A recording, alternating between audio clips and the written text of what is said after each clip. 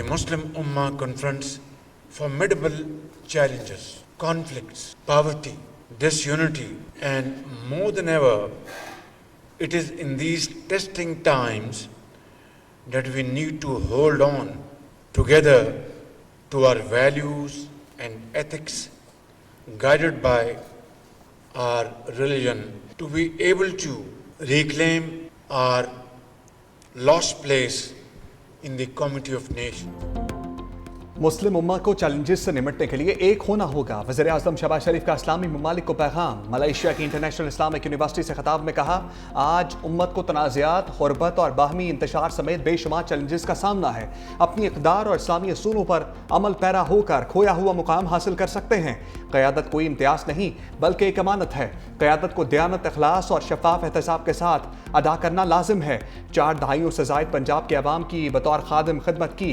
अब पाकिस्तान के वज़ीर आज़म की हैसियत से लोगों की खिदमत कर रहा हूँ। वज़ीर आज़म के लिए international Islamic university of Malaysia की जानिब से PhD की एजाज़ी डिग्री, मलेशिया की रियासत पेहांग की मलिका और international Islamic university of Malaysia की आइनी सरबरा अजीज़ा आमिना मैमूना सिकंदरिया ने एजाज़ी डिग्री दी।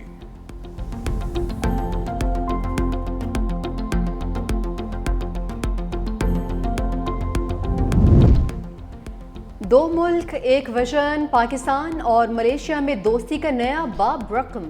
तिजारत, सरमायाकारी, दिफा, तालीम और सयाहत समेत मुख्तलिफ शोबों में ताउन बढ़ाने पर इत्तफाक। वज़ीर आज़म शहबाज शरीफ के द्वारा मलेशिया का 21 निकाती मुश्तरका एलामिया जारी। दोनों वज़ीर आज़म की गज़ा में जारी नस्लकुशी की मसम्मत, आज़ाद फ़लस्तीनी रियासत और अल-कुद्स शरीफ को दारुल हुकूमत बनाने की हिमायत का इरादा। एलामिया के मुताबिक मलेशिया का पाकिस्तान को पाम ऑयल की बरामद में इजाफे की ख्वाहिश का इज़हार, हलाल मसनूआत और काबिल तजदीद तवानाई में इश्तराक का फैसला। वज़ीर आज़म से मलेशियन बिजनेस ग्रुप के वफ़द की मुलाकात। वज़ीर आज़म शहबाज शरीफ ने कहा कि दोनों ममालिक में इक़्तिसादी शोबों में ताउन बढ़ाने की इस्तेदाद मौजूद है। ख़ुसूसी सरमायाकारी सहूलत कौंसल सरमायाकारों को हर किस्म की सहूलियात दे रही है। वज़ीर आज़म शहबाज शरीफ मलेशिया का दौरा मुकम्मल करके वतन वापस पहुँच गए। मुफाहमत के बादशाह की सियासी दर्जा हरारत कम करने की कोशिश। सदर आसिफ अली सरदारी से मोहसिन नकवी की बिलावल हाउस कराची में मुलाकात। वज़ीर दाखिला मोहसिन नकवी और सदर सरदारी की 1-on-1 मुलाकात। सिंध और पंजाब में जारी तनाव पर बातचीत। सदर मुमलिकत की मोहसिन नकवी को मौजूद सियासत की सूरत हाल में किरदार अदा करने की हदायत। वज़ीर दाखिला वज़ीर आला पंजाब के बयानात पर कल वज़ीर आज़म से मुलाकात करेंगे। सदर मुमलिकत की पीपल्स पार्टी रहनुमाओं को भी मुहतात गुफ्तगू की हदायत।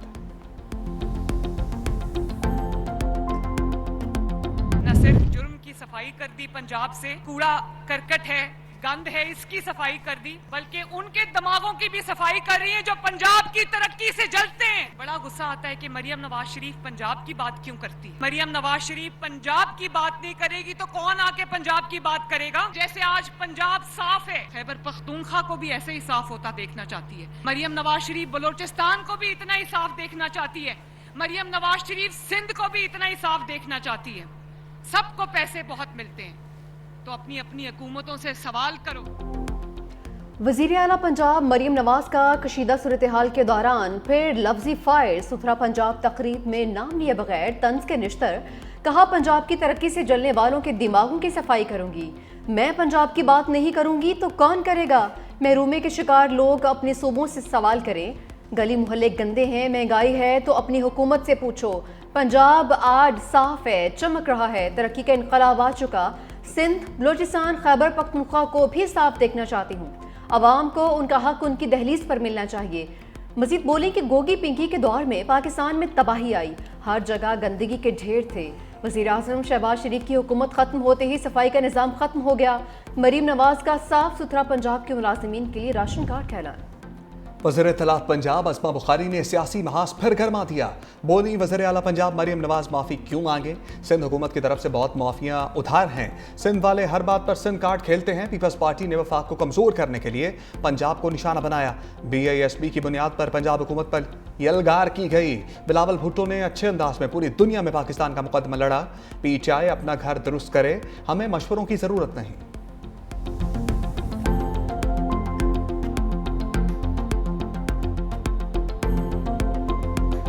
पाकिस्तान पीपल्स पार्टी जो है वो आपकी इत्तेहादी है, इस वक्त तक है, ज़रूर है, उसके वोट से आप हुकूमत में आए हैं, लेकिन पाकिस्तान पीपल्स पार्टी आपकी गुलाम नहीं है। मुस्लिम लीग नून पंजाब नहीं है, ना कोई और पार्टी किसी एक सूबे को अपनी जागीर करार दे सकती है। अपने घर की लड़ाई को आप हमारे गले न डालें। जयाले रहनुमा अज़मा बुखारी की मुसलसल तनकीद पर जलाल में आ गए। प्रेस कॉन्फ्रेंस में परवेज़ खान ने कहा कि पीपल्स पार्टी आपकी इत्तेहादी है, गुलाम नहीं। अपने घर की लड़ाई को हमारे सर न डालें। आपसे पहले भी एक शख्स को एक पेज पर होने का गुमान था, वो पेज कब फटा किसी को पता नहीं चला। आपको फिर भी पीपल्स पार्टी की ज़रूरत पड़ेगी। कोई पार्टी किसी एक सूबे को अपनी जागीर करार नहीं दे सकती। पीपल्स पार्टी का कोई भी ओहदेदार या रुकन मुल्क छोड़कर नहीं भागा। पंजाब हुकूमत को शहबाज शरीफ का वज़ीर आज़म बनना पसंद नहीं है। वक़ार मेहदी बोले, पंजाब हुकूमत बौखलाहट का शिकार है। सिंध हुकूमत ने सैलाब को बेहतरीन तरीके से मैनेज किया। पीपल्स पार्टी ने कभी सूबायत या तकसीम का नारा नहीं लगाया। अगर तो ये टोपी ड्रामा नहीं है, अगर तो ये एक नूरा कुश्ती नहीं है, हम समझते हैं ये दोनों जमातें इस मसनूई जबर के निज़ाम की मुस्तफ़ीद जमातें हैं। इन्होंने इस निज़ाम का साथ दिया है। उनके साथ हुकूमत बनाना तो मैं समझता हूँ बिल्कुल मुमकिन नहीं है। अगर अदम एतमाद के ज़रिए ये हुकूमत गिरती है और उसके बाद मामला शफाफ इलेक्शन की जानिब जाता है तो बिल्कुल हम उसमें अपना हिस्सा डाल सकते हैं। तहरीक इंसाफ ने नून लीग और पीपल्स पार्टी की लड़ाई को नूरा कुश्ती करार दे दिया। सेक्रेटरी जनरल सलमान अकरम राजा कहते हैं दोनों जमातों की नूरा कुश्ती चंद दिन में खत्म हो जाएगी। हुकूमत के खिलाफ अदम एतमाद की तहरीक पर गौर हो सकता है। बानी पीचाई को पीपल्स पार्टी के साथ इत्तेहाद मंजूर नहीं। अदम एतमाद की सूरत में नए इंतखाबात होने चाहिए। असद कैसर कहते हैं पीपल्स पार्टी अदम एतमाद लाए, पीचाई बगैर किसी शर्त के साथ देगी। पीपल्स पार्टी चाहती है हुकूमत से जान छुड़ाई जाए तो अदम एतमाद जरूरी है। इस नाजायज हुकूमत को पीपल्स पार्टी ने कंधा दिया है।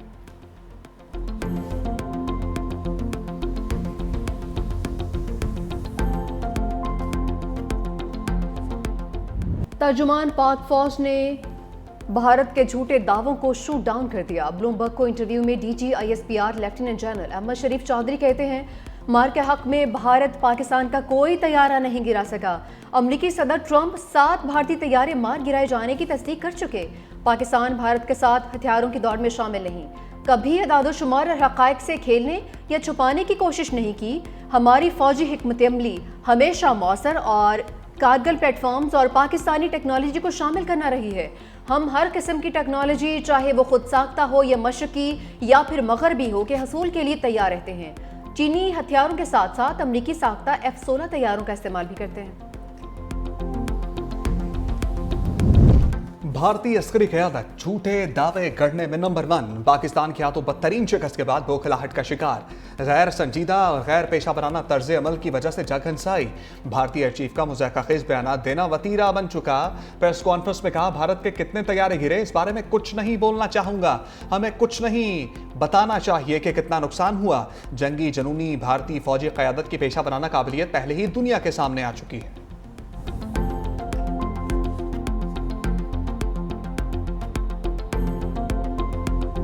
साबिक सेनेटर मुश्ताक अहमद को सेहोनी चुंगल से रिहाई मिल गई। वीडियो पैगाम में इसराइली फौज के जुल्म और बर्बरियत की कहानी बता दी। कहा 150 साथियों के साथ उर्दन पहुंच चुका हूं। इसराइल ने हम पर बदतरीन तशद्दुद किया। बदनाम ज़माना जेल में हम पर कुत्ते छोड़े गए। साफ पानी की फराहमी भी नहीं थी। हम गजा की नाकाबंदी को तोड़ेंगे, मज़ाहमत जारी रखेंगे।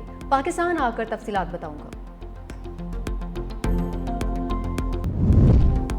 गजा की फिजा में अमन की सरगोशियां। अमन मंसूबे पर शर्म शेख में मुज़ाकरात के दूसरे दौर का आगाज।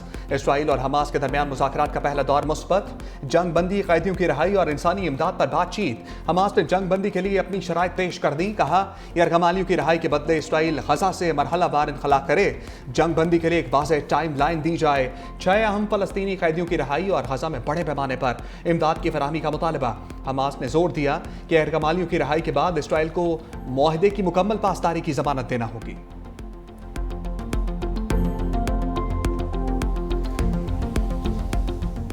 ट्रंप को गजा में जल्द जंग बंदी की उम्मीद। अमरीकी सदर ने अपनी मुज़ाकराती टीम को हिदायत कर दी। कहा कि मुज़ाकरात में तेजी से पेशरफ्त करें ताकि जंग का खात्मा मुमकिन बनाया जा सके।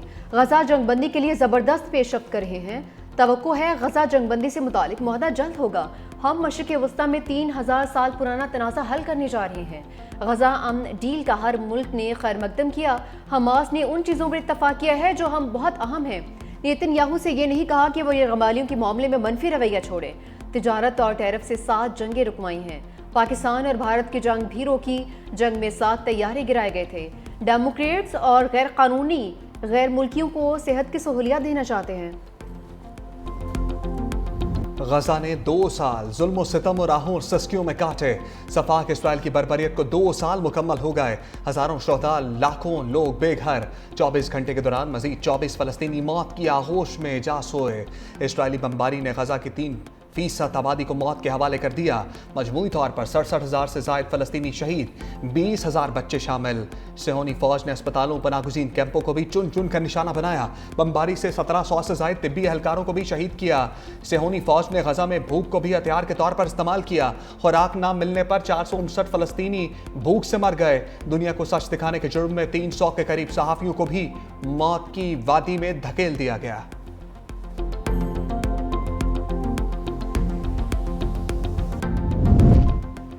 अफगानिस्तान में गैर मुल्की फौजी ढांचे की तैनाती की कोशिशें नाकाबिल कबूल करार। रूस में अफगानिस्तान पर 7वीं मॉस्को फॉर्मेट इजलास का एलामिया जारी।